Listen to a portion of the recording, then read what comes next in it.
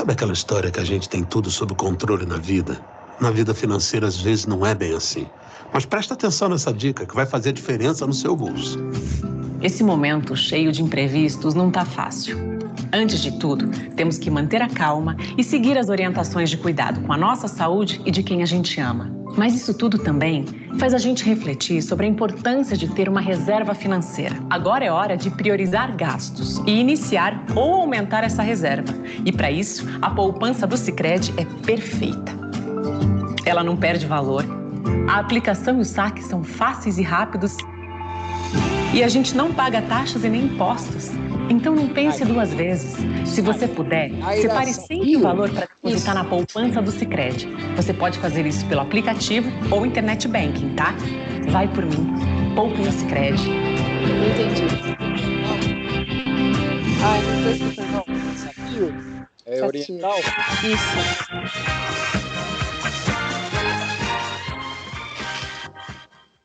E bom dia. Metrópole em Foco agora no ar. Hoje, dia 9 de setembro, 9/9 de 2020, nós estamos aqui, recebendo aqui nos estúdios, Naira Satio. Naira Satio, ela que tem 24 anos, tem uma história bem semelhante, aí, inspiração para diversos jovens aqui no Brasil, né, Naira? Filha aí de uma ex-professora e um ex-metalúrgico. Continua sendo, né? Bom, ela passou boa parte do ensino básico aí, escola pública, isso é bom. E vamos entender um pouco aí dessa trajetória. A mãe sempre levava ela aí para tentar as bolsas de estudo em boas escolas, né? Até que finalmente ela conseguiu aí, para estudar e compensar a defasagem aí do ensino entre a rede pública e a privada, ela contava também com livros que ganhava aí como doação, né? Bom, Naira aí, como nós falamos, estudante de escola pública, tem um esforço pessoal aí, ela, através do seu esforço, conseguiu uma bolsa de estudo que permitiu chegar aí à universidade e tentar aí uma cadeira e conseguiu. Aí tornou-se até advogada. Olha aí, ó, colega de Célio Egídio aí. E agora ela quer levar essa experiência para a política também. Bom dia, Naira. Bom dia, Pedro. Bom dia a todo mundo que está escutando. É um prazer estar aqui conversando com vocês. Obrigado pelo convite. E é exatamente isso. Eu tive, de fato, a vida transformada pela educação, mas eu dei sorte de encontrar uma oportunidade tão boa e tão cedo na vida, sabe, Pedro? Encontrar uma bolsa de estudos, o Instituto Social que concedia, né, bolsa de estudos para jovens de baixa renda.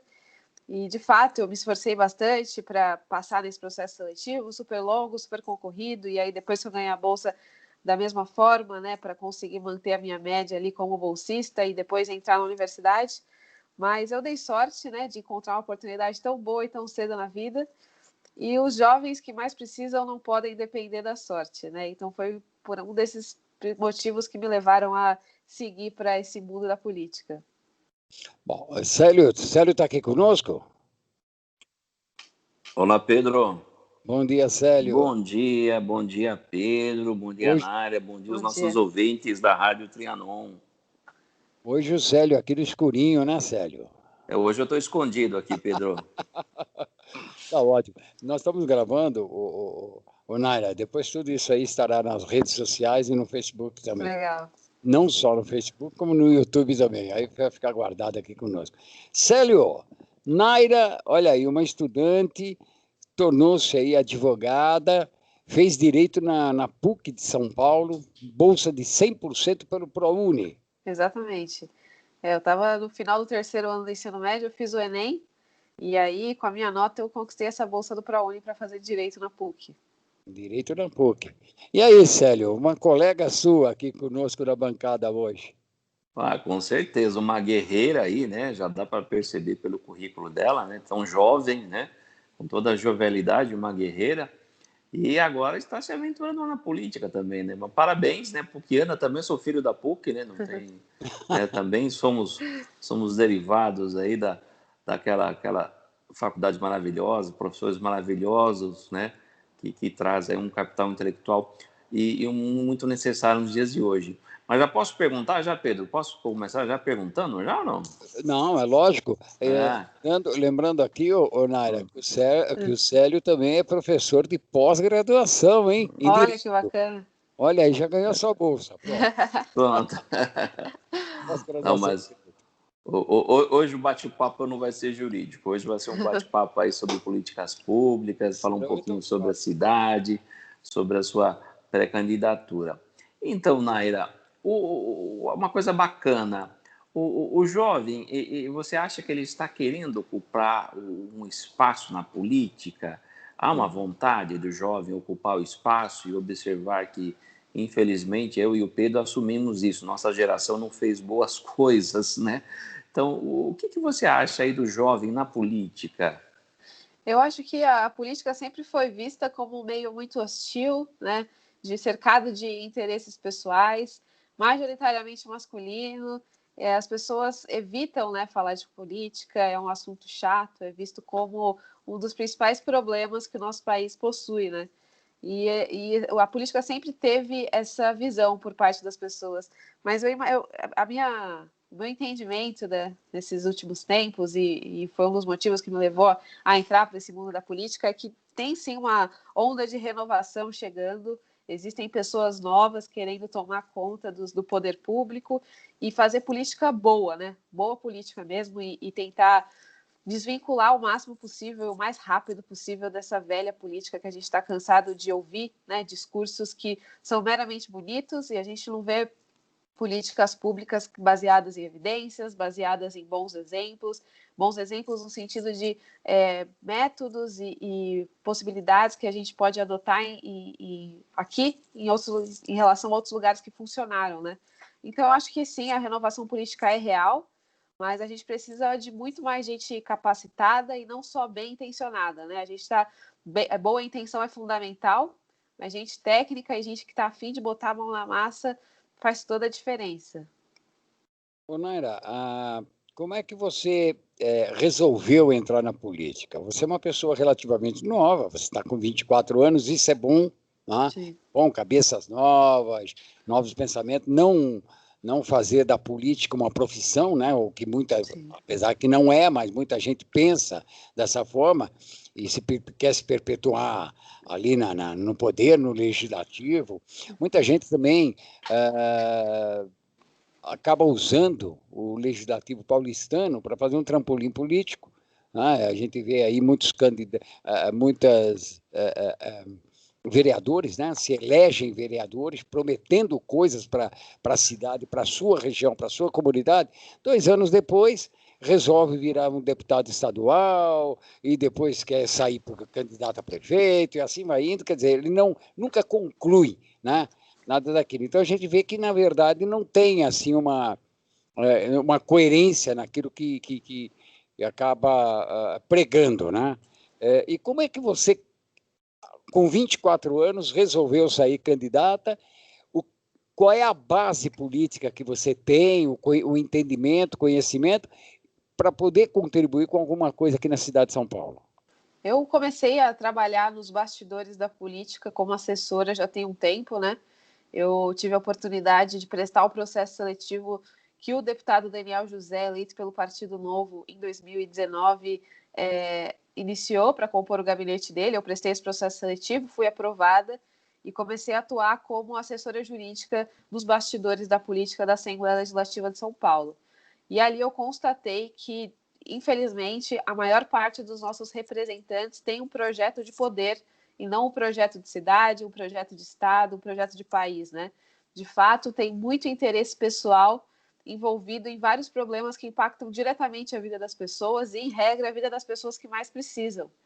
Eu tive a oportunidade de fazer esse acompanhamento de plenário, acompanhamento de comissões, elaborar os projetos de lei, e eu tinha essa preocupação muito séria de fazer um projeto de lei que fosse realmente embasado e apresentasse uma justificativa plausível em um projeto de lei que ia, de alguma maneira, impactar a vida das pessoas. Infelizmente, não é isso que a gente vê. Nós vemos que vários parlamentares acabam protocolando projetos de lei simplesmente por protocolar e falar que fez alguma coisa, né? Mostrar para o eleitorado que fez alguma coisa, mas na maioria das vezes esse projeto não vai para frente, esse projeto não tem pé nem cabeça, e na maioria das vezes ele é até vetado pelo Poder Executivo.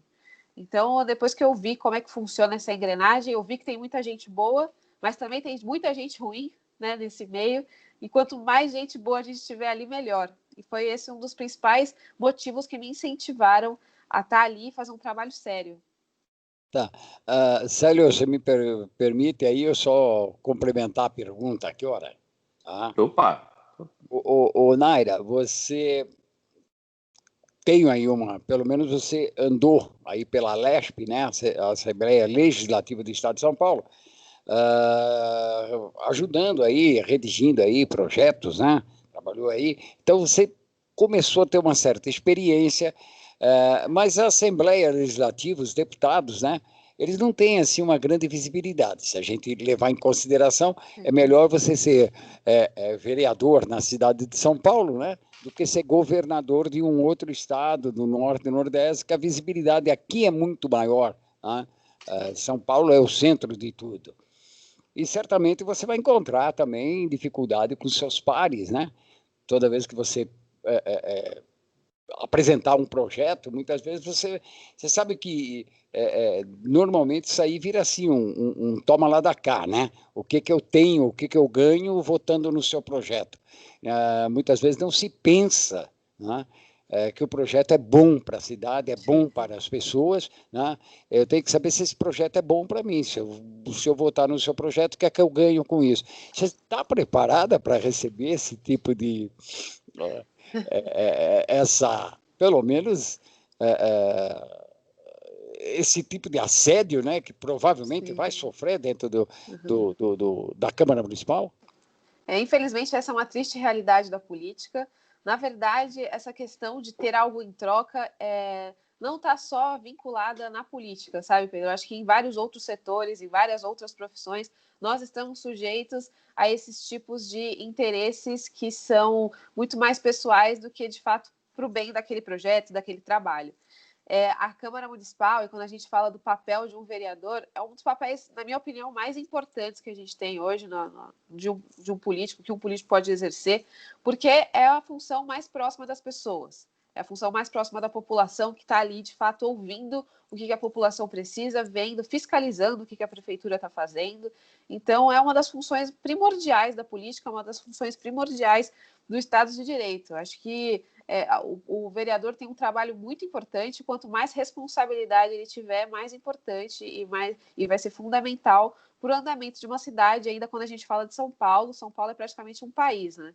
Então, sim, eu estou ciente de que esses tipos de assédio, como você disse, podem vir a acontecer, mas faz parte. O importante é que a gente não ceda em momento algum. Ótimo. Célio, fique à vontade. Bom, vamos lá. Falamos da jovialidade, né, do jovem chegando na política, né? Agora, o que o jovem, né, principalmente você, todo o seu pessoal, sua faixa etária, ele observa que falta na cidade de São Paulo, né? O que falta? Não estou dizendo de um ponto específico, mas o que falta? Uma das minhas principais bandeiras, um dos meus principais propósitos de vida é a educação, por motivos óbvios, né? A educação mudou a minha vida e a da minha família inteira, então eu acredito muito no poder da educação na vida das pessoas. Eu acho que é, sim, um dos principais setores que conseguem influenciar no desenvolvimento de todos os outros âmbitos do país. E aqui em São Paulo, a gente tem um problema muito sério, e é uma das funções do vereador, é uma das funções da prefeitura, em relação à questão das creches, da primeira infância, educação infantil, né? Uma das fases mais importantes para o desenvolvimento de uma criança, o desenvolvimento de um futuro estudante, né? A gente tem que desenvolver ali competências não só acadêmicas, mas socioemocionais, competências motoras, que uma vez que não são realizadas nesse período da vida, as consequências para o futuro são muito sérias, né? A gente tem vários estudos que comprovam que pessoas que não tiveram acesso a uma educação de qualidade na infância tem problemas e para conseguir entrar numa universidade, aumentar a renda da família, se envolver com criminalidade. Aqui em São Paulo, a gente tem um problema sério quando se fala de oferta de vagas em creches. E aí, quando a gente não tá, quando uma mãe, quando uma criança não consegue ter acesso a esse tipo de educação, não é prejudicial só para a criança, mas também para a família, né? Hoje, em regra, as mães são chefes de família, são uma das principais responsáveis para a renda daquela casa, daquela residência. Então, a partir do momento que ela não tem onde deixar a criança, ela não consegue se inserir no mercado de trabalho, às vezes tem que optar por um salário um pouco menor, porque as vagas nas creches não são integrais. Então, existem várias alternativas que o poder público pode tomar para a gente conseguir matricular o máximo de crianças possíveis, mas a gente tem que, aquela coisa, a gente tem que pensar no projeto de cidade, no projeto de educação, e não num projeto pessoal que vai dar muito trabalho, então é melhor deixar para a próxima, sabe? Tá, Naira. Pedro, posso pegar o gancho agora? Já? Pode. Agora, você falou agora o que a cidade de São Paulo tem de bom. O que hoje podia olhar assim, em termos de gestão? Não, isso aqui é uma coisa muito boa, é um projeto de Estado, não um projeto de governo. E isso me orgulha ser da cidade de São Paulo. Acho que as pessoas. São Paulo é uma cidade sensacional, gigantesca, com pessoas de todos os lugares do Brasil, todos os lugares do mundo. A gente tem muito a oferecer, nós temos muito potencial. E quando a gente fala de juventude, os nossos jovens são muito criativos, são muito inovadores, mas falta oportunidade. Então, a partir do momento que a gente tem oportunidade, a gente vai conseguir crescer muito e se igualar a grandes cidades do mundo. Tá, então eu quero dar uma espetada aqui na Naira. Tá? Naira, você falou em projetos, objetivos, né? Está entrando na política, o seu grande projeto, o que você tem aí em visão é começar pela educação, por motivos óbvios, você mesmo colocou aí, né? E educação a gente sabe que é a base de tudo mesmo, né? Você pegar uma criança com 6 anos, começar a ensinar para ela o que é cidadania, os seus direitos e seus deveres, ela vai crescer um cidadão de bem. Certamente ela vai entender qual é o limite, até onde eu posso chegar, aonde eu tenho, o que é o meu direito, que não se sobrepõe ao direito das outras pessoas, e pensando nisso numa cidade melhor. O escopo do programa é justamente esse, nós vamos discutir uma cidade, né? A cidade que nós queremos. Provavelmente não é, eu espero estar aí, tá? Para ver a cidade que nós queremos, que é uma cidade que ainda demora uns 30 anos para acontecer, a cidade que nós queremos, 30, 40 anos, né? Nós temos muita coisa para arrumar. A cidade que nós não queremos pode começar nesse momento, né? Naira, você, vamos lembrar aqui, ó, e apresentar aqui a Naira também, quando eu falei, vou te dar uma espetada, é justamente aí para fazer uma alusão aí ao esgrima.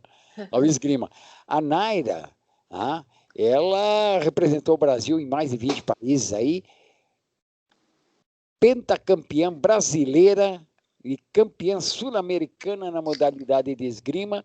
O esporte e a educação caminham juntos? Olha, com certeza. Vários estudos mostram que todo aluno, todo estudante em período acadêmico, em período de ensino básico, que praticam esportes, tem não só melhor saúde, mas também melhor desempenho dentro da sala de aula. E eu sou prova disso, né? Como você disse, eu fui atleta de esgrima durante muitos anos, competi em alto rendimento.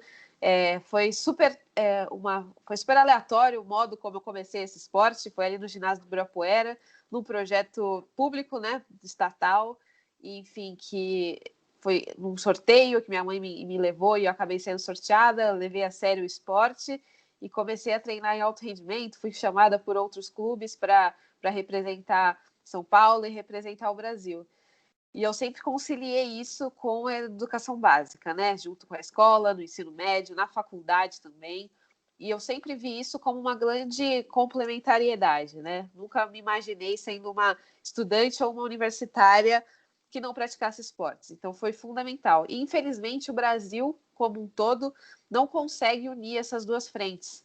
A gente vê poucos projetos que unem educação com esporte. Vários jovens que desejam um dia ser atletas, acabam tendo que escolher entre conseguir concluir uma universidade ou concluir até a escola ou seguir essa carreira de atleta. E a gente tem vários exemplos ao redor do mundo que o próprio Estado e as próprias universidades e as escolas incentivam que os alunos sejam alunos atletas. Célio, sabia disso, Célio? Nós temos aqui uma pentacampeã brasileira, né? E uma campeã sul-americana na modalidade do esgrima. Né? E, pelo que eu vejo aqui, ela foi tão aplicada no esporte quanto na faculdade, na escola, na educação. O que você acha? Célio, que é professor, Célio, que é um professor também de pós-graduação, que pode até dar um pouco mais disso aqui. E o Célio, que também é esportista, viu? Esportista, que legal. Célio. Bom, Pedro, você pode não saber, mas nós tivemos as primeiras aulas de esgrima lá nos meus 20 anos de idade, já tivemos na Academia Militar, tivemos esgrima também, além da equitação, nós tivemos esgrima, né, que eu também venho da carreira militar, o Naira. Que bacana. Mas também só passou nas primeiras aulas, não fui em frente, não foi isso que nos incentivou aí ficar na esgrima, mas muito bacana, né, fantástico. A união é esporte mais educação, né? Eu lembro, Pedro, de umas campanhas antigas que nós vimos, campanhas estatais, que ela falava que esporte é saúde, né? Ou seja, o famoso mente sã, corpore sano, ou seja, educação e saúde. Isso, infelizmente, se perdeu um pouco aí na história, né? A gente começa a perceber que, por exemplo, uma aula de educação física no ensino fundamental, ela foi colocada meio de lado, meio de canto, algo que era muito importante. E isso foi um erro, viu, Pedro? Eu tive educação física, então, primário, no ginásio e no colegial. Eu falo assim, acho que a Naira nem sabe o que é isso. Ginásio, primário, colegial. Mas é meio antigo, viu, Naira? Olha, Pedro, você não vai acreditar no que a gente fez uma pesquisa sobre por que abandonou-se um pouco a educação física. Como ela foi muito incentivada no nosso período do regime militar, muitos, quando assumiram as administrações das secretarias de educação no país, entendiam que a educação física é algo derivado da caserna, que era algo típico do militar. Um erro, assim, grotesco de interpretação do papel da saúde, né, da aula de educação física em geral, sendo que isso é protagonista nas escolas americanas e europeias também. Então, isso é uma situação assim, muito clara. Eu gostaria de perguntar aí para a Naira, já que ela tem toda essa derivação do esporte, né? Tem toda essa ligação também com a criação de competências em virtude da própria educação, que ela venceu aí vários obstáculos. Qual projeto que você pensaria aí para unificar aí a educação e esporte dentro das escolas municipais? A gente precisa, acima de tudo, aumentar esses incentivos, né? Não só em relação ao poder público, mas às pessoas também, às famílias, aos pais, aos professores. Nós temos vários centros municipais de esportivos hoje no Brasil, aqui em São Paulo principalmente, mas eles são pouco conhecidos e são, em regra, muito mal geridos, né? A gente sabe que o orçamento público ele é restrito, o dinheiro não nasce em árvore, então a gente precisa, sim, administrar muito bem o orçamento, mas se a gente conseguir adotar alternativas, a gente consegue fazer com que essas áreas sejam tenham mais visibilidade em relação a toda a sociedade, né? Aqui, por exemplo, a gente tem pouco dinheiro, de fato, para fazer algo muito bacana em comparação a outros países, mas existem alternativas como, por exemplo, conceder alguns espaços para a iniciativa privada, alguns quiosques, algumas lojas, enfim, dentro desses centros esportivos, para a gente não só aumentar as fontes de receita, mas tornar aquilo mais atrativo para a sociedade usar, para as escolas usarem, para os alunos usarem, e a gente ainda conseguir gerar um pouco mais de receita e fazer com que aquilo se expanda, né? Essa é uma alternativa interessante que já é adotada por vários outros lugares. Bom, e talvez até um incentivo, né? Dar um pouco de incentivo fiscal para que as empresas possam bancar esses esportistas, né, esse pessoal que está nascendo, que a empresa possa investir, né? Algumas empresas começaram a fazer isso, largaram meio de lado, porque não tem um incentivo. Tem a sustentação da marca, a fixação do nome da empresa. Naming rights. Isso é muito legal, porque ela investe a marca dela, o nome dela, numa coisa de sucesso, num case de sucesso, num case de saúde, que é o esporte, né? E a gente vê que não há muito interesse nisso aí. Naira, mas eu quero perguntar aqui, porque logo nós vamos entrar no pequeno intervalo e voltamos logo em seguida. Eu quero perguntar o seguinte: você nasceu aonde? Você é paulistana, você é filha única, tem irmãos? Como é que foi o início da sua vida? Você fala que uma mãe ex-professora, né? O teu pai ex-metalúrgico, né? Por que ex? Né? Eu gostaria de entender o que é o ex, né? E, ao mesmo tempo, de onde que você vem? Você nasceu aonde? Porque você chegou a praticar esgrima pelo Clube Pinheiros, né? Exatamente. O Clube Pinheiros é um clube elitizado, todos nós sabemos. E é lógico, também a esgrima só poderia vir aí, porque outros clubes prezam mais o futebol, mais um esporte mais de massa, né? Esgrima é um esporte, como outros esportes, muitas vezes as pessoas acham que é um pouco mais elitizado, né? Sim. É um esporte um pouco mais individual do que esses esportes coletivos. Então, de onde é que você vem? Como é que você chegou até aí? Tem irmãos? Como é sua família? Papai, mamãe? Eu nasci aqui na cidade de São Paulo mesmo, ali no bairro do Mirandópolis, pertinho da igreja de São Judas. Nasci ali e vivo ali até hoje. Bom, minha mãe, eu tenho mais 2 irmãos, né? Sou a do meio. E a minha mãe, eu digo ex-professora, porque assim que eu nasci, minha mãe teve que parar de trabalhar, porque não tinham vagas nas creches para deixar a gente enquanto ela trabalhava. Então, por um lado, meu pai teve que trabalhar redobrado, mas pelo outro, a gente teve a sorte de ter a minha mãe por perto. Ela me ensinou a ler mesmo antes de eu entrar para a escola. Então, ela sempre incentivou muito os estudos e também os esportes, né? E aí, quando eu tinha lá os meus 9 anos, ela me levou para fazer alguma atividade física no ginásio do Ibirapuera. E aí eu comecei a treinar esgrima ali, ao acaso, por influência do meu irmão mais velho, que já tinha começado, fazendo aulas gratuitas. E eu fui participar de uma competição no Clube Pinheiros, uma competição infantil, quando eu tinha 11 anos, representando o ginásio do Ibirapuera. E o técnico do Clube Pinheiros me chamou para treinar. E aí, dos meus 11 aos 22 anos, eu treinei em alto rendimento, fui da seleção brasileira, representei o Brasil em vários países, tenho esses títulos de campeã brasileira, sul-americana, algumas outras medalhas internacionais. Então, foi muito importante esse período como atleta e também como conciliando tudo isso como estudante. Foi muito importante. Bom, Célio, só me permite, nós vamos entrar no pequeno intervalo, voltamos logo em seguida. Eu gosto, e aí sim, nós vamos explorar um pouco mais aí essa vertente política aí com a Naira. Vamos entrar no pequeno intervalo. Lembrando que o Metrópole em Foco ele tem o oferecimento Sicredi. Sicredi é a primeira instituição financeira cooperativa do Brasil. Sabe aquela história que a gente tem tudo sob controle na vida? Na vida financeira, às vezes, não é bem assim. Mas presta atenção nessa dica, que vai fazer diferença no seu bolso. Esse momento cheio de imprevistos não tá fácil. Antes de tudo, temos que manter a calma e seguir as orientações de cuidado com a nossa saúde e de quem a gente ama. Mas isso tudo também faz a gente refletir sobre a importância de ter uma reserva financeira. Agora é hora de priorizar gastos e iniciar ou aumentar essa reserva. E para isso, a poupança do Sicredi é perfeita. Ela não perde valor. A aplicação e o saque são fáceis e rápidos. E a gente não paga taxas e nem impostos. Então não pense 2 vezes.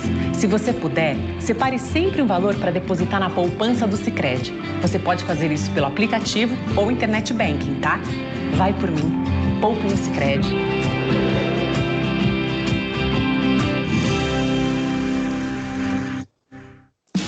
Há 8 anos consecutivos, Unip é a universidade particular preferida do mercado profissional, conforme ranking universitário Folha. Isenção na matrícula e 50% de desconto de agosto a dezembro para você começar a estudar ainda neste semestre com aulas online ao vivo. E mensalidades a partir de R$ 199. Confira o regulamento no site e faça o vestibular online gratuito. Unip, qualidade comprovada. Participe da nossa programação através dos telefones 3289-3580 ou 3253-4845 ou acesse trianoam.com.br.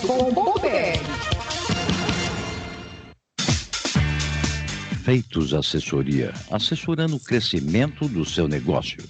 Assessoria contábil e fiscal, assessoria em administração de pessoal, legalização de empresa, declarações de imposto de renda, pessoa física e jurídica, licenças CETESB, bombeiros e prefeitura. Entre em contato conosco. Telefone 4705-5107.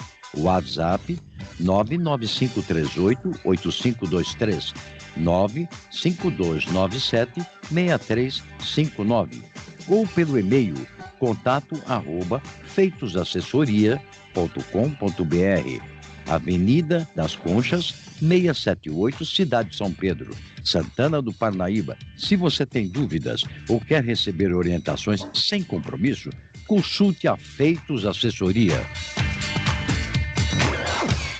Rádio Trianon AM 740. Informação, prestação de serviço, utilidade pública. Só podia ser aqui, na Rádio Trianon de São Paulo e Universal de Santos. Trianon.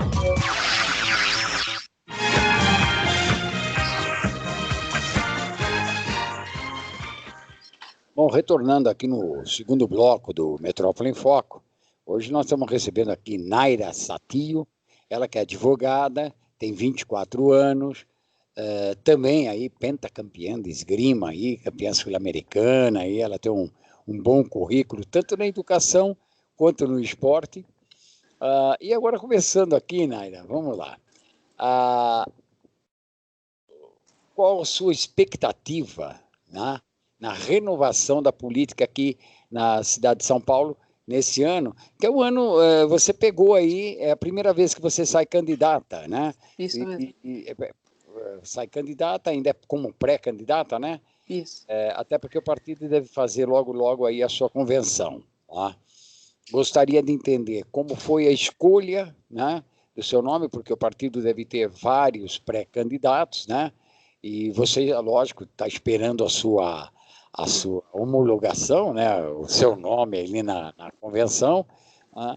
E qual é a expectativa dessa renovação? Você acha que realmente vai haver uma renovação, uma boa renovação na Câmara Municipal, desbancar alguns velhos caciques aí, né, que nós temos na Câmara? Como é que você vê esse processo e como foi a chegada do seu nome aí como pré-candidata e a sua expectativa para isso aí agora? Bom, Pedro, a onda de renovação política ela começou, na verdade, em 2018, né, com as eleições para deputado estadual, deputado federal, e, de fato, entraram muitas pessoas novas, muitos candidatos que estavam se candidatando pela primeira vez, mas em 2019 e agora em 2020 a gente percebeu que renovação política não é sinônimo de qualidade. Não necessariamente uma pessoa que está se candidatando pela primeira vez é um rosto novo, é uma pessoa nova, ela entende ou ela tem uma capacidade técnica para saber lidar com leis, para saber lidar com gestão pública, né? Então, a gente viu muita gente que levantou a bandeira da renovação, mas que, na verdade, tomou decisões e optou por caminhos que são típicos da velha política, típico dos caciques partidários, né? Bom, como você disse, eu sou pré-candidata, né?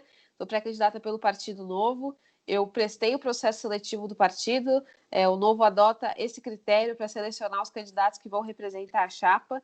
Então, eu fiz várias fases, várias provas de direito constitucional, de gestão pública, educação, saúde, segurança, participei de entrevistas, enfim, fui aprovada.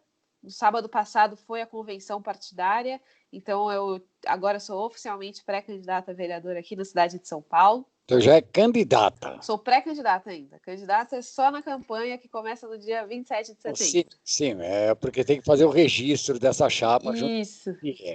Exatamente. Então, acho que o Partido Novo é um exemplo de renovação com conteúdo. A gente consegue se distanciar bastante desses velhos caciques, porque quem está se candidatando quer de fato se candidatar e quer realmente fazer um trabalho diferente, um trabalho inovador.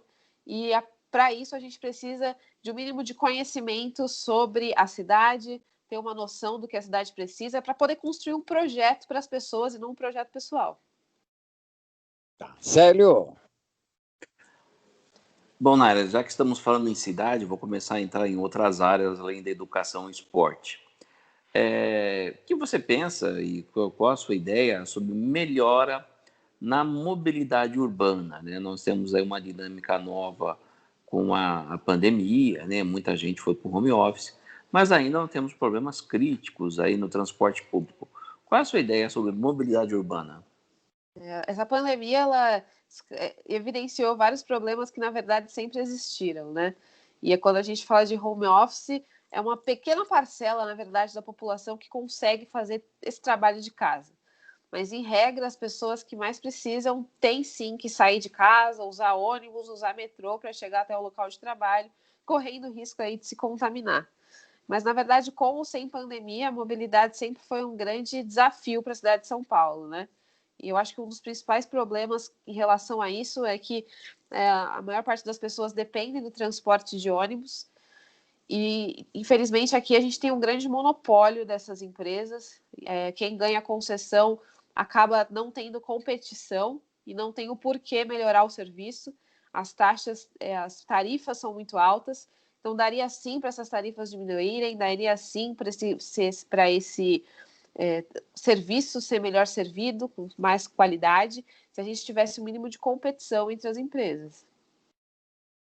Nara, hoje em dia, nesse momento, né, que nós estamos passando aí, e parece que agravou um pouco mais pela questão da pandemia, é a discussão sobre ser de direita ou ser de esquerda, tá? Os seus ideais políticos, eles se encaixam em qual desses lados? Muita gente me pergunta isso, e quando a gente acaba escolhendo um dos lados, nós somos encaixados numa caixinha e a gente nunca mais consegue sair, né? Porque os rótulos são muito fortes. E eu sou a favor de políticas públicas que deram certo. Então, eu vou sempre defender aquilo que faz sentido, sempre defender aquilo que é coerente. E, acima de tudo, honesto, né? Então, a gente não pode ficar colocando uma etiqueta para conseguir, de alguma forma, agradar alguém. A gente tem que pensar muito mais além do que as pessoas vão pensar, né? A gente tem que pensar naquilo que foi baseado em evidências, baseado em bons exemplos e que vão melhorar a vida das pessoas. Sério, eu não sei se eu cortei você aí na mobilidade urbana. Célio? Bom, acho que deve ter caído. Tá aí. Voltou agora. Ela tá dando uma balançada aí de vez em quando a internet. Não tem problema, vou segurar. Então, Pedro, e também para um problema muito grande, não só da mobilidade urbana, né, é também a necessidade de deslocamento de um bairro para outro, porque muitas vezes o bairro não tem equipamento público, né?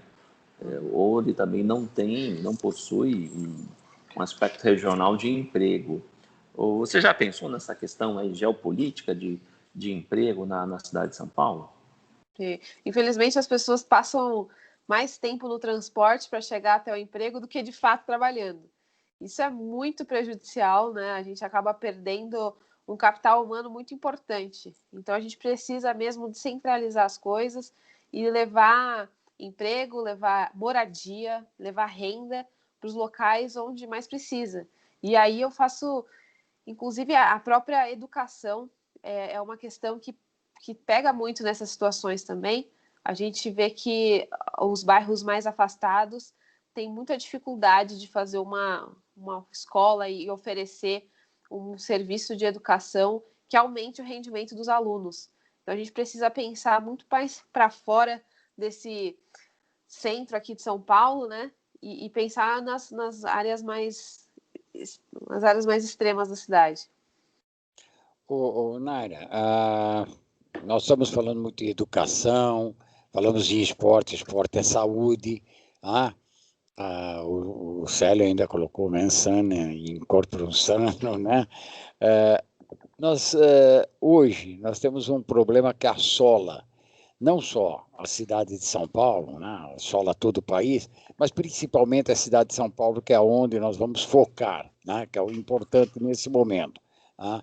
Que é o problema das drogas. Você é uma jovem, não sei se foi apresentada ou se foi assediada para conhecer as drogas, né? O que hoje se torna até que quase assim um fato comum dentro das escolas, estabelecimentos, universidade, conhecer as drogas, conhecer. Como é que você vai lidar? Hoje nós temos um problema muito sério, que é uma coisa chamada Cracolândia. Hoje, na cidade de São Paulo, segundo a prefeitura, nós temos aí mais ou menos 150 pontos de Cracolândia espalhados por toda a cidade de São Paulo. Isso aí é um problema muito sério, porque ele induz ao jovem a deixar a sua vida de lado e acabar se jogando às drogas. Tem algum projeto ligado a isso aí para tentar minimizar, acabar, de que forma fazer? Porque até então muito se discutiu, né? A gente fala em Cracolândia, a Cracolândia tem muito mais tempo de vida do que você, porque a Cracolândia já tem mais de 30 anos que vem acontecendo isso. Acho que você não pensava em nascer, já existia a Cracolândia. E ela continua assim, meio que numa bandalheira, né? Porque você, hoje, chegar naquela região central da cidade, que é onde, né, começou e aonde parece que criou ali a matriz, né? Você vê aí jovens da sua idade, que largaram tudo, né, e estão nisso. A droga é uma doença, ela afeta a pessoa e ela precisa de tratamento. Sem tratamento, ela não vai sair dali, né? Dificilmente vai conseguir. Você tem algum projeto, alguma coisa voltada para isso aqui, para uma pessoa que você vai ver, chegando numa Cracolândia, você vai ver pessoas da sua idade, e que você fala, poxa, podia estar sendo produtivo e pensando em algo mais produtivo e, infelizmente, está aqui hoje. Você tem alguma coisa, pensando alguma coisa nesse sentido? No meu período como estudante, eu, infelizmente, perdi vários amigos para as drogas, e é uma realidade cada vez mais presente na vida das famílias, em regra, das famílias mais pobres, né? E aí eu acho que um dos principais fatores para a gente conseguir mudar esse curso, esse destino, que na verdade é bem isso, né? Infelizmente, o destino do jovem brasileiro é decidido pelo CEP, onde ele nasceu. E aí, como consequência, ele vai acabar tendo que fazer escolhas ou optar por alguns rumos que não são os melhores, e aí entra a questão das drogas, entra a questão do tráfico, né? E eu sinceramente acho que a educação é o principal fator para mudar essa realidade. E aí, quando a gente fala disso, a gente precisa adotar modelos que funcionaram em outros lugares do mundo. E quando a gente fala de educação, e ainda mais educação e ensino médio, quando esses jovens são adolescentes, a gente não precisa ir para a Finlândia ou para a Estônia, a gente pode ir para o Ceará, para Sobral, para Pernambuco, que adotaram medidas que combateram a evasão escolar. O que é isso? O número de alunos abandonando a escola e adotando outros meios de sobrevivência, e um deles, inclusive, é essa entrada no mundo das drogas. E o que a gente pode fazer? Mais escolas integrais, fazer uma grade curricular que seja, de fato, preparada para o aluno do século XXI, então uma grade que seja moderna. Aqui em São Paulo soltaram uma pesquisa, a Secretaria de Educação soltou uma pesquisa, que 96% dos alunos gostaria de ter aulas usando tecnologia. A gente está no ano de 2020 e ainda não temos aulas com uso de tecnologia. Algo simples, algo que hoje a gente tem mais celular do que pessoas, né? Então a gente tem sim um acesso mínimo à tecnologia, mas a nossa educação continua a mesma de 30 anos atrás. A partir do momento que o aluno começa a ver sentido dentro da sala de aula, ele vai pensar 2 vezes se é mais vantajoso mesmo sair daquele ambiente ou ir para adotar qualquer outro tipo de escolhas que não sejam tão boas assim. E aí entra outra questão de formação de professores também, um currículo destinado para a entrada no mercado de trabalho. Muita gente critica esse termo mercado de trabalho, a gente está privatizando a educação, a gente está transformando a educação numa empresa, e não é isso. A gente precisa, sim, incentivar que esse jovem consiga, na escola ainda, pensar quais são os planos para o futuro. E eu não estou falando que o aluno precisa decidir exatamente o que ele quer ser quando crescer, quando ele tiver 18 anos, o que ele quer fazer da vida dele no ano seguinte. Não é isso, mas ele precisa ter uma noção de quais são as possibilidades. Eu quero empreender, eu quero fazer o ensino técnico, eu quero entrar na faculdade, eu quero abrir o meu negócio. Então, ele precisa ter uma noção dessas possibilidades a partir de aulas de projeto de vida. Então, eu realmente acredito que quando a gente tem uma base sólida, a chance da gente ter uma Cracolândia aumentando é muito maior. Célio. Bom, de maneira muito objetiva, Nair, eu queria perguntar sobre soluções, né? Seria uma solução à substituição da droga pelo estudo. Agora, de uma maneira muito prática, eu queria perguntar para você o seguinte: como você convence um jovem de uma comunidade vulnerável, onde o pai trabalha como ajudante de cozinha, ganha R$ 1.300, e ele, com 14, 15 anos, é convidado pelo tráfico para ganhar R$ 2.000 como fogueteiro. Fogueteiro é aquele que tem lá dois caramurus, lá 2 foguetes e avisa quando a polícia chega. Ou, né, ficar com um celular, hoje está mais moderno, ficar com um celular e avisar quando a polícia está chegando. Como é que falar para esse rapaz, saia daí e vá para a escola para ganhar metade do que seu pai ganha depois de 30 anos trabalhando? É exatamente esse um dos maiores problemas que a gente tem hoje. E como eu disse no início, eu dei sorte, né? Eu dei sorte de encontrar uma oportunidade boa, dei sorte de encontrar uma oportunidade de bolsa de estudos e dei sorte de ter uma família estruturada que soube abraçar essa oportunidade, né? Ainda que eu tivesse esforçado, estudado bastante, se não fossem meus pais e tivessem essa noção dessa importância, eu não teria dado essa sorte.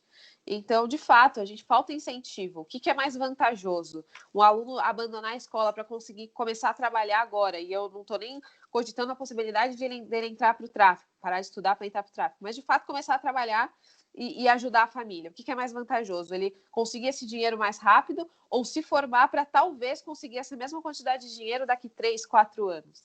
Então, a gente precisa de uma educação integral, não no sentido de passar mais tempo dentro da escola só, mas integral desde da educação infantil até a universidade, até o ensino técnico.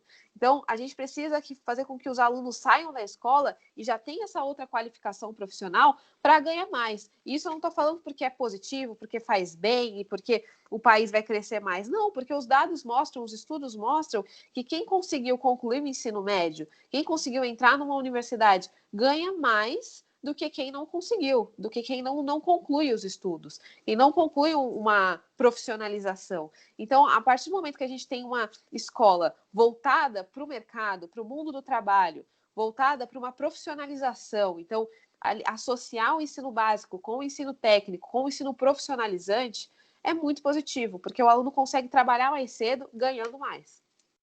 Tá. Nesse momento coronavírus, ontem, o governo do estado, ele liberou, acho que 208 municípios, né, para começar essas aulas, mas não presenciar, não é aula de grade curricular, mas como uma forma de acolhimento, abrir as escolas gradativamente. Como é que você vê, nesse momento de pandemia, a abertura das escolas, tanto públicas quanto privadas, né? Se isso, tem muita gente que diz que isso deveria acontecer, né? A abertura das escolas antes da abertura dos bares. Houve exatamente o contrário, né? Muita gente critica, dizendo, olha, primeiro vamos abrir os bares, vamos abrir shopping, vamos abrir parques, vamos abrir depois as escolas, né? E faz até a alusão de que a contaminação, você pode se contaminar em qualquer lugar. Como é que você vê esse momento de abertura? Lembrando que 72% dos pais, né, são contra levar os seus filhos para a escola enquanto não se ter uma vacina, né, que possa combater aí o novo coronavírus. Como é que você vê isso aqui? E você é a favor ou é contra essa abertura? A pandemia ela evidenciou vários problemas que sempre existiram na educação, né? A gente viu, em regra, né, os alunos da escola pública não têm acesso à internet, ainda que a Secretaria de Educação estivessem fazendo um esforço, parcerias com a iniciativa privada para que os alunos conseguissem assistir às aulas do celular sem consumir internet, né, fazer parceria com as telefonias. Mesmo assim, 3 a cada 10 jovens pensam em deixar a escola depois da pandemia, metade deles já querem desistir do Enem. Ainda que tenha essa possibilidade de aplicativo aqui em São Paulo, metade dos alunos não conseguem acessar essas aulas remotas. Isso quando eu falo de alunos já mais crescidos, né? Mas quando a gente vê crianças mesmo que estão na fase de creche, educação infantil, dependem, não só elas dependem da creche, mas as mães dependem da creche. A pandemia, ela diminuiu, né, as creches fechadas, ela diminuiu a participação das mulheres no mercado de trabalho em 30 anos, né? Então, assim, a gente tem vários problemas e afetam principalmente as famílias que mais precisam. Então, aqui no Brasil, e aí a gente vê esse troca-troca de ministros no Ministério da Educação que mais tem polêmica do que trabalho, de fato, isso aumenta ainda mais a ansiedade, aumenta ainda mais a tensão. A gente só precisa de uma pessoa que trabalhe, né?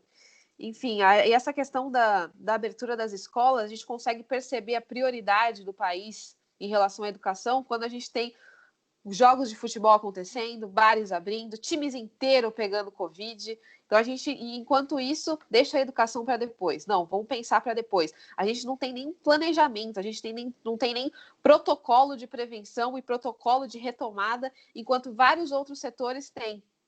Então, acho que sim, as escolas deveriam começar a funcionar. Como você disse, não precisa acontecer de maneira normal e a ensinar exatamente tudo que está na grade, mas como reforço, como tira dúvidas, de maneira que faça com que os alunos vão de rodízio, né, em rodízio, e com distanciamento, e ser principalmente uma forma opcional para as famílias. As famílias que preferem não enviar os alunos para a escola, não enviam. Mas aquelas que precisam, as mães que precisam trabalhar, os pais que precisam trabalhar e ter o aluno dentro da escola, aprendendo e em segurança, é muito importante. Então, a gente pode sim começar a discutir isso, e eu acho que a gente precisa levar a educação de fato como prioridade. E a partir do momento que a gente não tem nem incentivos e nem uma elaboração de protocolos, a gente percebe qual que é a prioridade do país. Célio. Bom, já conversamos um pouco esbarramos aí na questão da segurança pública, né, da segurança urbana, né, propriamente dito. O atual governo ele vem fazendo um trabalho assim, de grande tecnologia, tem um city câmeras, tem uma série de situações. Alô? Oi. Acho que ela saiu. Caiu? Caiu? Acho que caiu sim, viu, Pedro? Caiu? Eu tô no ar. É o seguinte, eu vou chamar um intervalo, e vamos tentar restabelecer o sinal. Tá muito bom a conversa aí, acho que ela... Sim, fantástico. Uma menina é nova e muito bem preparada aí, ela fala muito bem, né? É bem coerente naquilo que tá pregando. Vamos chamar um pequeno intervalo, eu vou tentar restabelecer o sinal e na sequência a gente continua aí. Tá? Lembrando que o Metrópole em Foco ele tem oferecimento Sicredi, a primeira instituição financeira cooperativa do Brasil. Sabe aquela história que a gente tem tudo sob controle na vida? Na vida financeira, às vezes, não é bem assim. Mas presta atenção nessa dica que vai fazer diferença no seu bolso. Esse momento cheio de imprevistos não tá fácil. Antes de tudo, temos que manter a calma e seguir as orientações de cuidado com a nossa saúde e de quem a gente ama. Mas isso tudo também faz a gente refletir sobre a importância de ter uma reserva financeira. Agora é hora de priorizar gastos e iniciar ou aumentar essa reserva. E para isso, a poupança do Sicredi é perfeita. Ela não perde valor, a aplicação e o saque são fáceis e rápidos e a gente não paga taxas e nem impostos. Então não pense duas vezes. Se você puder, separe sempre um valor para depositar na poupança do Sicredi. Você pode fazer isso pelo aplicativo ou internet banking, tá? Vai por mim. Poupe no Sicredi.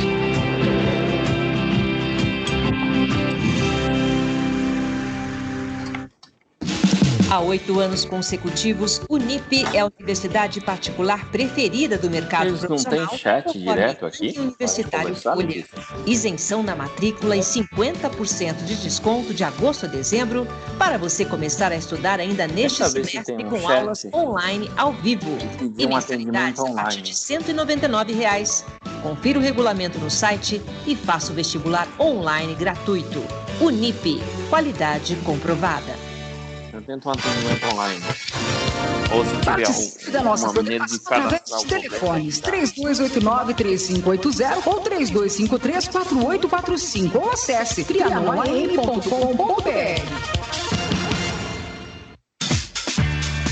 Feitos Assessoria, assessorando o crescimento do seu negócio.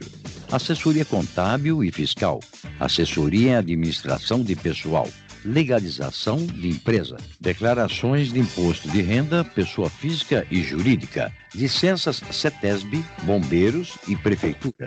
Entre em contato conosco. Telefone 4705-5107.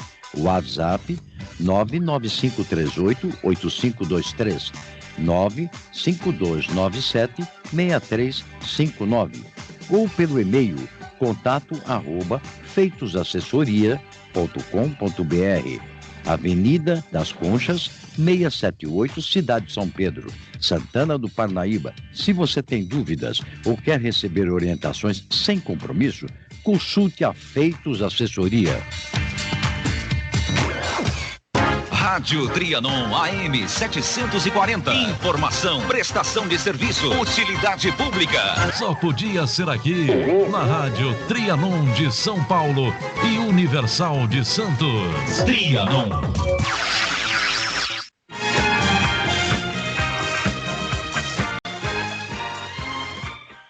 Bom, agora retornamos aqui e restabelecemos o sinal. Ô, Célio, você quer complementar? Acho que antes de cair o sinal aí com a Naira aí, estava fazendo umas perguntas aí, você quer voltar? Ah, sim, Pedro, não, tranquilo. Essa questão do sinal é uma realidade do novo normal aí, né? Cai sinal, vem sinal, aquele negócio todo. É o sinal dos tempos. É o sinal dos tempos, né? Então, lembra, Pedro, na década de 70, né, o pessoal se reunia lá nas praias do Leblon e Ipanema, né, em virtude da repressão, o pessoal queria que o sistema caísse, né? Hoje em dia, ninguém quer mais que o sistema caia, você fica no ar. Fala de Copacabana. Você fala de Copacabana, fala de Leblon. Eu mal saí aqui da represa de Guarapiranga. Minha praiazinha. Eu tinha intelectualidade querendo que o sistema caísse. Hoje em dia, qualquer pessoa não quer que o sistema caia, que fique no ar. Então, final dos tempos. Bom, Mayra, nós estamos conversando aí sobre a questão da segurança pública, né? Então, nós vimos o último governo, né? Não dá nem para falar que foi um governo Covas ou Dória, que nós tivemos uma mudança no meio do caminho, mas houve aí um grande incentivo de uso de câmeras nas ruas, criaram o nome desse programa. Qual é a sua ideia para a melhora da segurança urbana, já que a gente estava na última pergunta a respeito disso, na cidade de São Paulo? Eu acho que a questão da iluminação pública é um fator muito importante para a segurança. Parece pouco, mas faz muita diferença, principalmente nos locais mais afastados e mais violentos da cidade, né? E quando a gente fala de iluminação, é uma tarefa primordial do município, do poder público municipal, e que a gente vai conseguir reduzir bastante os índices aí de violência se a gente conseguir virar essa chavinha. Naira, fazer alguma coisa um pouco mais geral assim, vai.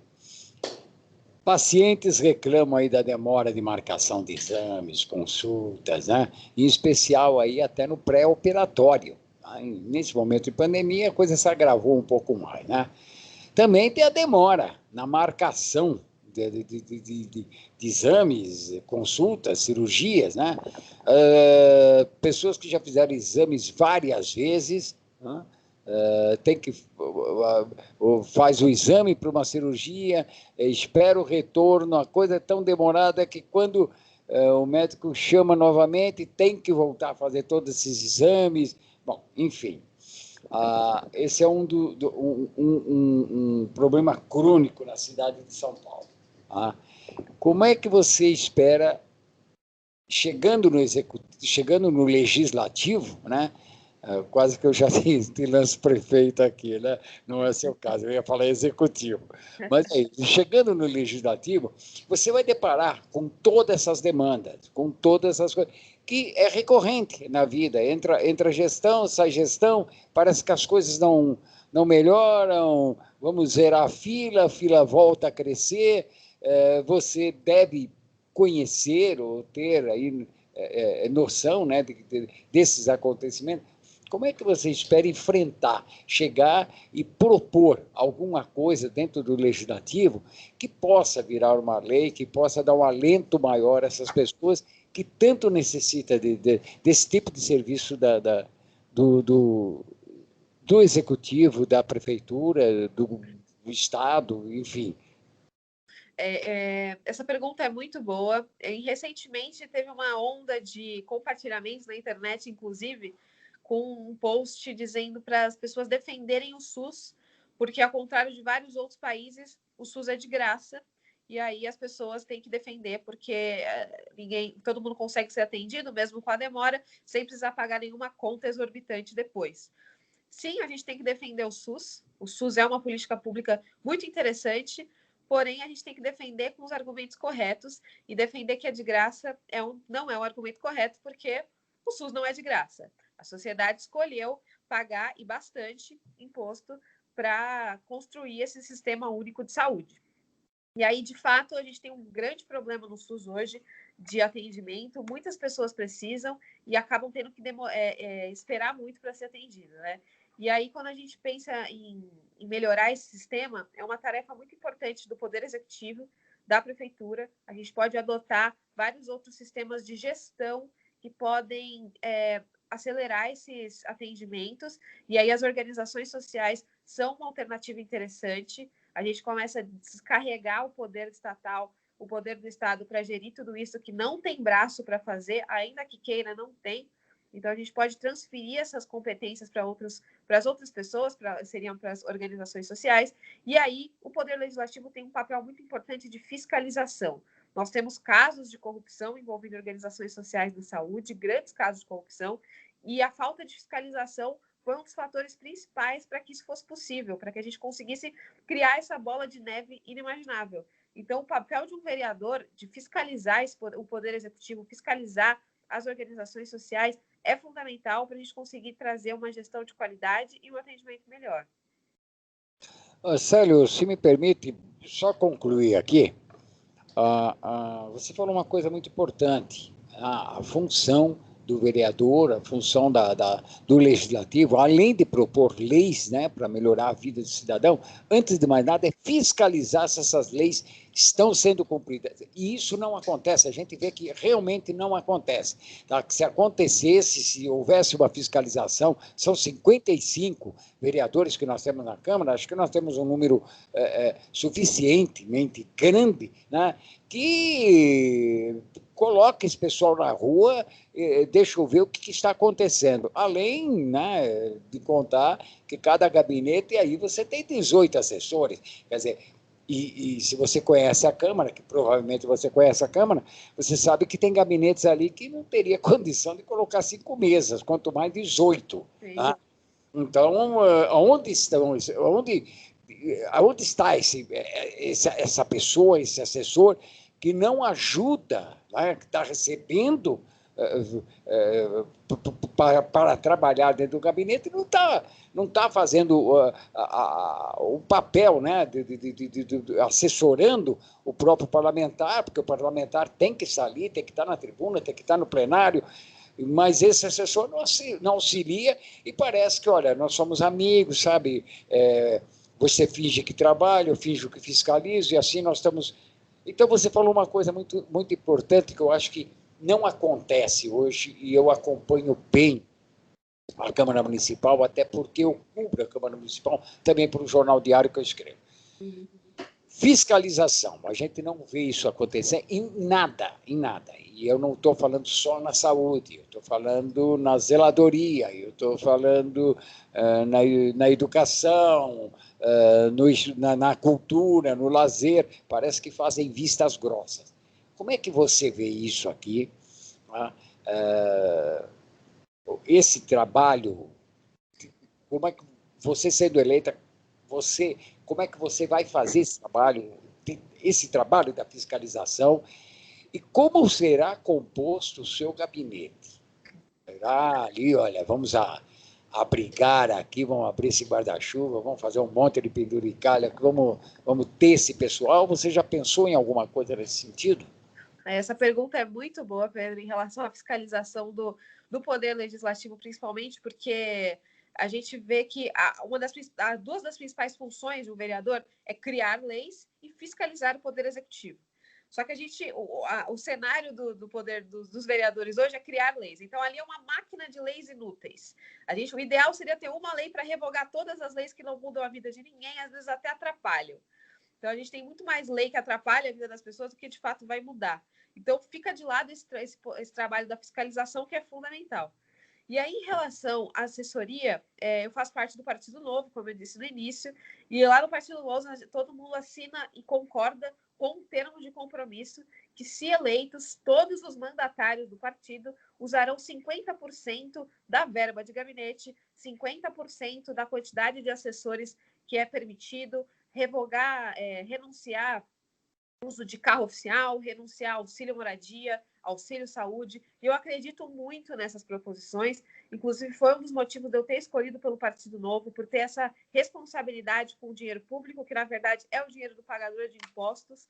Então, e eu como assessora, que fui assessora, né, como eu disse no início, na Assembleia, eu percebi a importância de ter uma equipe enxuta, mas ao mesmo tempo qualificada. Dá para fazer um trabalho muito bom e muito importante com pouca gente, mas gente que de fato acredita naquilo e que é boa, e que sabe, e que é técnica, né? Então, a gente vê nesses velhos políticos, esses caciques com equipes gigantescas, a gente nem vê direito esses assessores trabalhando, o nome dele está lá no Diário Oficial, mas você nunca nem viu na Casa Legislativa, nunca nem viu passando por lá. Não cabem nem de longe 18 assessores dentro de um gabinete, nem que faça rodízio, vai caber tudo isso.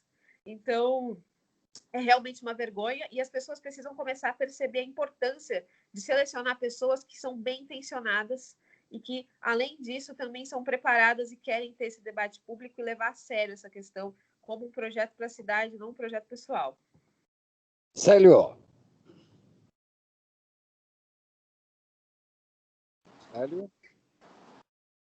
Estamos no ar, Pedro.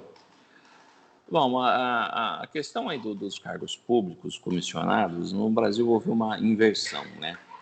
A história do cargo comissionado, Naira, ela começou lá na década de 40, mais ou menos, onde o bom profissional estava na iniciativa privada e não tinham atrativos para a administração pública, a razão pela qual eles criaram essa figura do cargo comissionado, para que temporariamente profissionais qualificados viessem para o serviço público, treinassem o serviço público em todas as áreas e retornassem para as suas empresas. Isso foi a função inicial do cargo comissionado. E houve todo esse desdobramento histórico, né, que nós estamos vendo, e hoje virou quase que uma maneira aí de loteamento da administração pública em prol de um partido político. Então, isso é um problema grave, né? E hoje, Naira, a gente percebe que existe um ataque sim, de reforma administrativa destinado ao servidor concursado. Esse, por exemplo, servidor concursado, ele não tem rachadinha, ele não vai passar o salário dele para nenhum político. diferente do servidor comissionado, que muitas vezes ele participa dessa licitude. Sobre o funcionalismo municipal, qual é o seu pensamento aí da atividade de todo o funcionalismo do município, futura vereadora da cidade de São Paulo? Gestão por resultado é o termo para ser usado no funcionalismo público. Ainda que as pessoas tenham sido concursadas ou comissionadas, a gente precisa de uma gestão por resultado. A gente precisa incentivar os servidores que trabalham bem e punir os que trabalham mal ou que trabalham pouco, ou que não entregam. A gente precisa de uma avaliação, a gente precisa testar, a gente precisa ter avaliação de atendimento, avaliação de entregas, e não é porque é público que a gente não pode ter um sistema de metas, um sistema de incentivos, e a gente precisa priorizar e até mesmo incentivar os funcionários públicos que trabalham muito e trabalham bem, e punir os que não trabalham, assim como em qualquer outro setor da sociedade. Não é porque é público que a gente vai deixar de fazer isso. Tá, então, você conhece o Eduardo Jorge, do PV? Nós entrevistamos ele aqui como pré-candidato, embora o PV já fez a sua convenção e resolveu que não terá candidato a prefeito na cidade de São Paulo. Mas ele falou uma coisa aqui que eu achei muito interessante. Ele falou sobre valorização do funcionário público, mas ele falou mais do que a valorização, né, do funcionário público, a valorização dos professores. Qual era o projeto? E eu acho que não existe pudor nenhum, né, como ele mesmo disse, quem achar que eu tenho algum projeto bom, que copie. Né? E eu acho que isso aqui é importante, porque muitas vezes você tem um projeto, né, para lançar aí na própria Câmara Municipal, e de repente uma pessoa simples chega para você e fala, olha, e por que você não faz isso? Você fala, olha, tá vendo, nunca me passou pela cabeça, mas aí, eu vou ter humildade suficiente para olhar isso aqui e transformar isso dentro do que a lei permite, mas transformar em lei. E ele falou uma coisa que eu achei que era muito bacana, que ele falou valorização dos professores. A valorização do funcionalismo público começa com a valorização dos professores. Não é? E ele falou, e eu quero implantar na cidade de São Paulo um teto salarial para o funcionalismo público. Esse teto salarial não pode ser maior que o salário dos professores. E aí, dá para você entender a valorização dos professores, teria que lutar pela valorização dos professores para chegar num teto salarial bom. O que você... Deu para você entender mais ou menos? Deu sim. E o que você entende, de que forma você vê, por exemplo, esse projeto do Eduardo Jorge? Eu acho que sim, os professores devem ser valorizados, mas não sei se esse é o melhor incentivo. Na minha opinião, a carreira do professor não é atrativa. Se você chegar dentro de uma sala de aula hoje e perguntar quantos alunos ali querem ser professor, a resposta não vai ser muito agradável, assim. A profissão não é atrativa, a gente precisa construir uma carreira modernizada. Então, desde o início, sim, a gente precisa aumentar o salário, o professor ganha pouco, mas a gente também precisa ter a contrapartida. Então, os professores precisam apresentar portfólios, os professores precisam participar de avaliações de desempenho, os professores que se destacam precisam ser reconhecidos em relação a isso, os alunos de professores que aprendem mais, que têm melhores resultados nas provas, os diretores dessas escolas precisam ser premiados e a gente precisa construir uma carreira atrativa de modo que as próprias universidades que formam esses professores tem um currículo mais voltado para a aula prática. Infelizmente, no Brasil, a graduação dos professores na universidade ela é muito teórica, diferente de vários outros lugares do mundo. A gente precisa inverter essa chave, virar essa chave e trazer fazer uma formação de professores prática, para que quando o professor chega ali dentro da sala de aula, ele saiba gerir 40 alunos e ele saiba transmitir o conteúdo da melhor maneira. A gente não pode esperar que uma faculdade inteira seja EAD, sendo que na prática ali vai ter que gerir vários adolescentes por 4 horas, 5 horas. Né? Tá. Célio, só mais uma coisinha aqui, ó.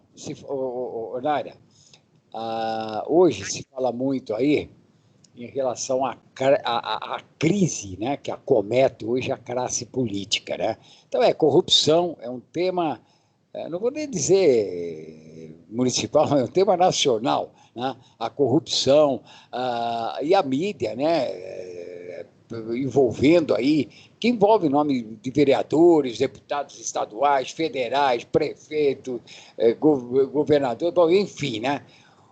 Como é que você pretende fazer uma campanha, tá? E levar para o eleitor, para que ele tenha esperança na política? Tá? Eu já vi que você tem esperança, mas a desesperança é maior, né? Hoje na política, diante de tudo isso que a gente ouve falar, é 24 horas. Eu estou me prendendo à cidade de São Paulo, porque se eu falar em termos nacional, acho que você vê só o que está acontecendo no Rio de Janeiro, né? É absurdo, né? De que forma você pretende fazer uma campanha levando essa esperança, levando as suas ideias? E outra coisa, quem é que vai financiar a sua campanha? Ótimas perguntas, até agradeço. De fato, as pessoas estão desacreditadas com a política brasileira, com razão. A gente tem vários aí cenários históricos que deixam a política para ninguém acreditar mesmo. E acho que a minha esperança, a minha expectativa é que as pessoas que estão, de fato, querendo entrar para a política com um objetivo muito maior, dando o exemplo. Eu não vou usar 1 centavo de dinheiro público na minha campanha. O Partido Novo não faz uso do fundo eleitoral, nem do fundo partidário. Nós não acreditamos que esses 2 bilhões de reais enviados para os partidos políticos hoje façam sentido.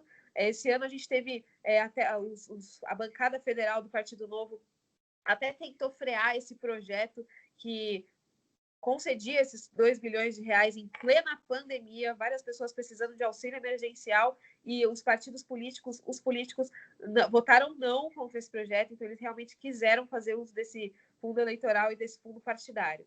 Então, acredito que a gente vai conseguir renovar essa esperança nas pessoas dando o exemplo. E o fato de eu não ter ninguém financiando, nenhum partido financiando minha campanha, é um grande exemplo. Eu estou contando com apoio e doação de pessoas que acreditam no meu projeto, acreditam no que eu acredito. Então, estou aí com a minha vaquinha virtual, o tal do financiamento coletivo, e eu vou fazer desse jeito, entendeu? Porque eu acredito que essa seja a forma mais correta e mais honesta.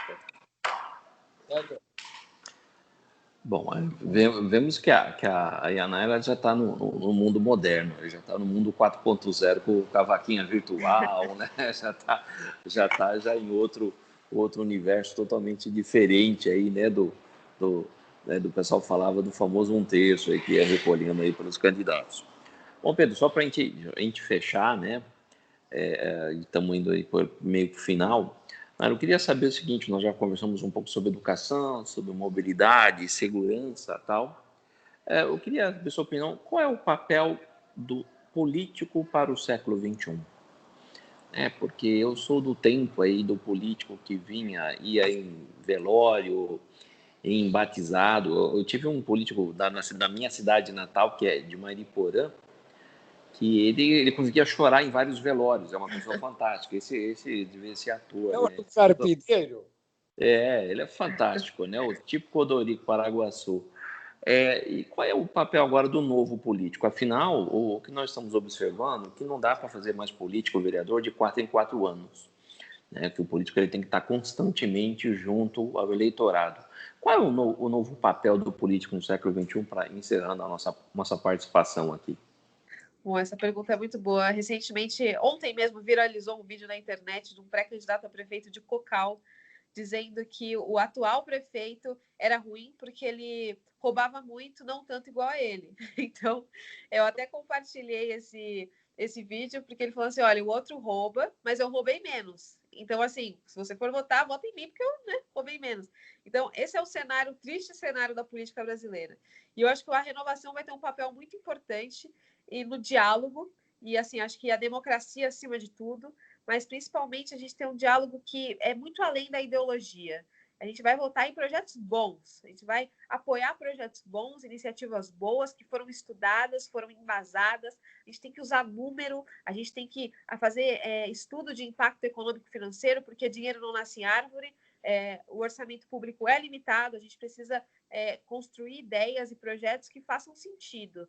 não só em questão orçamento, mas em questão de impacto, de escala. Tá ótimo. Ô, Naira, nós estamos chegando assim já para o fim do programa. Você vê, a gente fala uma hora e meia passar. Olha, eu quero lembrar o seguinte, hein, que a partir do dia 14, o programa o Metrópole em Foco ganha mais meia hora. Então, nós vamos começar das 9 às 11. Tá? Nós recebemos aqui, acho que a primeira entrevista que nós fizemos, né, Sérgio, com pré-candidatos, na época, foi com o Felipe Sabará. Felipe Sabará, que agora ele é o candidato oficial do Partido Novo. Tá? Eu vou deixar aí para você fazer suas considerações finais, prometendo que você volta, que gostei muito do papo, acho que você está muito preparada, assim, sabe? Você fala muito bem, está muito preparada, é coerente naquilo que diz. Tá? E já que nós falamos aí em esperança, né, para levar esperança para o pessoal, só quero citar aqui Augusto dos Anjos, não sei se você conhece, eu sou fã ele só escreveu 2 livros, Eu e Outras Poesias, né? E o Augusto dos Anjos tem uma poesia dele que fala que a esperança ela não murcha, que ela não cansa, também com ela não sucumbe a crença. Vão-se os sonhos nas asas da descrença, voltam os sonhos nas asas da esperança. Muito bonito. Bonito, Augusto dos Anjos. Isso ele já falava, tá aí, ó, um parnasiano. O Célio, fique à vontade também, eu vou dar aí a consideração finais aí para Naira, aí, falar um pouquinho mais aí, rapidinho, porque a gente tem que entregar o programa, Naira. Eu queria agradecer aqui o convite, adorei participar com vocês, conversar um pouquinho, agradecer a todo mundo que ouviu. Se quiserem me acompanhar nas redes sociais para a gente trocar uma ideia, estou deixando aqui o canal aberto. Sim. E é isso, muito, muito obrigada. Nas redes sociais, ele acha como Facebook, Instagram. Todas as redes sociais, Facebook, Instagram, Twitter, YouTube, estou em tudo. Naira Satio, em todas as redes sociais. Tá ótimo, vou deixar anotado aí, Naira, prometendo que você volta, né? Volto sim, pode deixar. Mais o que discutir aqui. Célio. Bom, Pedro, foi fantástico o nosso bate-papo, né? Acho muito bom, né, o jovem se aproximar da política, é sinal de renovação, de força nova, esperança, né? A jovialidade nos traz aí a noção de renascimento, é o que a gente pede para a política nacional e a política paulistana, principalmente, né? Que se renove, né? Que entre no século XXI e abandone, se Deus quiser, esse período de império, de colônia, essa política antiga que só leva ao poder e não leva um bem social. Parabéns, Naira, seja bem-vindo ao mundo da política. E vamos continuar nosso dia nesse momento pandêmico aí, Pedro. Tá bom. E lembrando também, nós estamos falando aqui que a função, né, do vereador é fiscalizar o executivo também, né?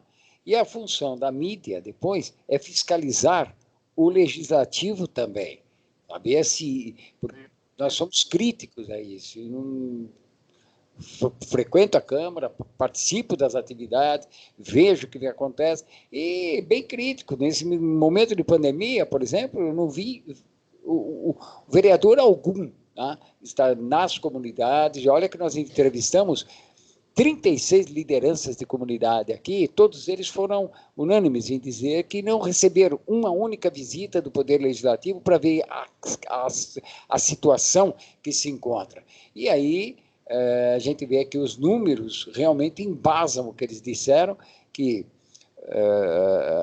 o maior número de vítimas do coronavírus está mesmo na periferia de São Paulo. É Sapopemba, Brasilândia, Grajaú, né, esses locais mais vulneráveis.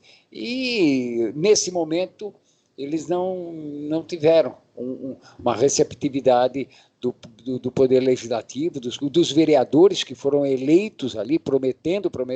Então, eu espero que realmente esse ano haja realmente aí uma renovação e vai ser uma campanha diferente. Até por conta mesmo da pandemia, vai ser uma campanha diferente, ok? E nós terminamos aqui agradecendo a presença da Naira, agradecendo a presença aí do Célio Egídio, nosso jornalista, comentarista. Sucesso, Naira. Torcemos aí para sangue novo no nosso legislativo, sangue novo aí para a política paulistana, tá? Nós, em São Paulo, temos que fazer a nossa parte, cada município também tem que fazer a parte dele, vamos pensar todo mundo juntos, né? E lembrando que esse programa teve o oferecimento Sicredi, que é a primeira instituição financeira cooperativa do Brasil. E você fica agora... A gente tem tudo sob controle na vida. Na vida financeira, às vezes, não é